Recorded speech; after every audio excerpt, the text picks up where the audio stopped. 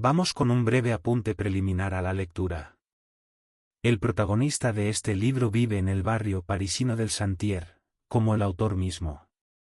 Es el Santier un barrio multicultural, lleno de inmigración magrebí. El protagonista, ser deambulante y algo perdido, no tiene un nombre propio estable. Goytisolo lo va designando con numerosos apelativos, como si su identidad se deshiciera y reconstruyera continuamente. Los más importantes son nuestro héroe, nuestro protagonista, nuestro hombre, el personaje, el sujeto, el amanuense, el recopilador amanuense, el copista, el escribano, el memorialista, el redactor del Sentier, nuestro saturnino amanuense, el misántropo, el monstruo, el monstruo del Sentier, y nuestro rompesuelos urbano. También recibe caracterizaciones deliberadamente degradantes o irónicas, como miserable y ruin personaje, y apático e impasible sujeto.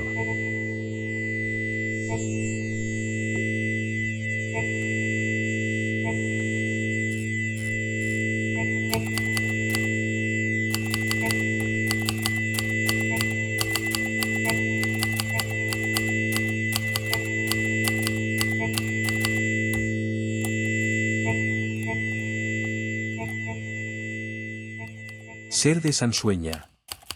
Su amigo compositor había llegado a París con la diáspora hispana del 39, debía de tener entonces como unos 30 años, aunque su edad real permaneciera siempre en la bruma en razón de su coquetería en la materia y la eterna e inalterable peluca que parecía rejuvenecer con el tiempo, conforme se acentuaba el contraste con la faz de suyo marchita y la piel progresivamente arrugada. Durante la guerra había compuesto al parecer un himno a los voluntarios del frente, tal vez un oratorio para los caídos en el campo de batalla, había quien hablaba también de una canción titulada, La nana del huérfano, pero nadie, ni siquiera sus amigos más íntimos, habían tenido el privilegio y honor de escucharlos.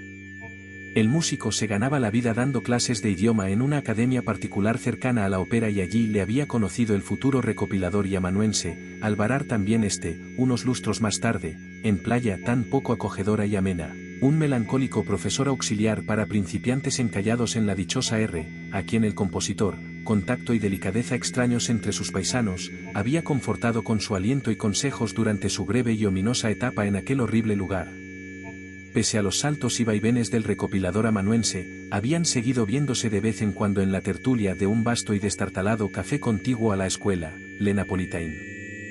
El maestro, envuelto siempre con algún impermeable o abrigo aun en los calores del verano, tenía una virtud capital a ojos de su compadre, el silencio.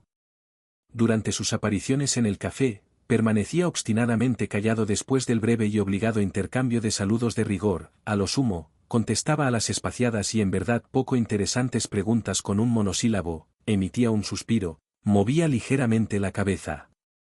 Era un experto en el arte de callar y había extendido su admirable destreza al campo musical. Desde el día en que se había visto obligado a cruzar la frontera con los restos del ejército derrotado, había resuelto protestar a su manera contra aquella incalificable tropelía histórica. Mientras Franco usurpara el poder no volvería a componer ni una sola nota.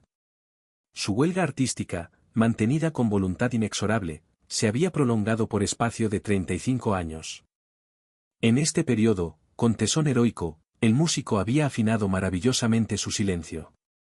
Las obras no escritas, sus partituras en blanco, eran un bofetón oportuno y certero en el rostro de quienes directa o indirectamente admitían, al crear, la vigencia real de un país sometido a la férula de aquel monstruoso enano. Mientras los demás ensuciaban el pentagrama con semicorcheas y fusas, doblaban la espalda, pasaban por el aro, él perfeccionaba su mutismo, enriquecía sus pausas, pulía y elaboraba la compleja y sutil arquitectura de una obra secreta, rigurosa e inflexiblemente áfona. Día tras día y año tras año, ensayaba sus movimientos con el arco del violín sin rozar jamás las cuerdas, permanecía sentado ante el piano con los brazos severamente cruzados. Su rechazo absoluto había sido escenificado en un recital de canto de la Salle Gabeau, ante la sorpresa, pasmo, estupor, consternación y furia del público, el músico había interpretado 17 minutos de estricto silencio, sin inmutarse por las protestas y gritos, el pataleo de la sala, la increíble baraúnda de los melómanos retrepados en sus asientos, los puños amenazadores, la deserción de un vasto sector de la concurrencia hacia la taquilla, con el obvio y mezquino propósito de exigir el reembolso de la entrada.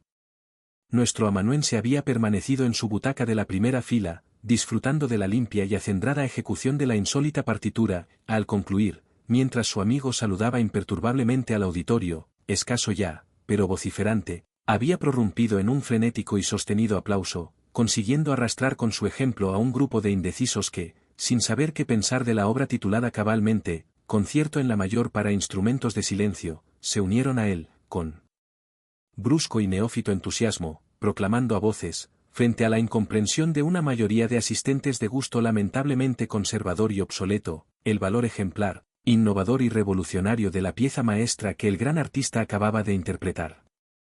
Fue su última actuación, injustamente abrumada por una prensa mediocre que habló perentoriamente de tomadura de pelo. Desde entonces, el músico había paseado discretamente la indemne y llamativa peluca de la Academia de Idiomas a su minúsculo apartamento, excepto unas breves y espaciadas visitas a la menguada y triste tertulia del Napolitán.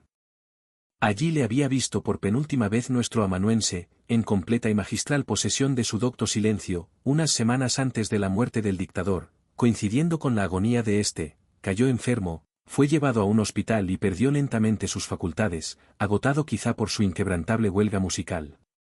Cuando su amigo fue a visitarle el 20 de noviembre, el compositor sonreía bajo la peluca y movía penosamente los labios, como articulando las notas de su genial partitura.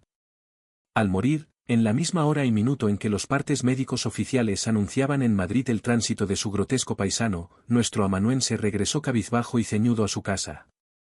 Llevaba siempre consigo una pequeña agenda en donde anotaba las direcciones y teléfonos de sus colegas y amigos, y en vez de tachar escuetamente, como solía, el nombre, número y señas del desaparecido, procedió a un verdadero auto de fe, la desencuadernó tras un forcejeo enérgico, página tras página, en riguroso orden alfabético, consumó el holocausto. Las presencias más o menos familiares del pasado fueron reducidas a trizas. Había vuelto al núcleo original de su soledad. En adelante, el intercambio de notas con su mujer le bastaba. Cuando el contenido de la agenda fue solo hojarasca, arrojó la totalidad de sus recuerdos, sin rémora alguna, a la taza del excusado.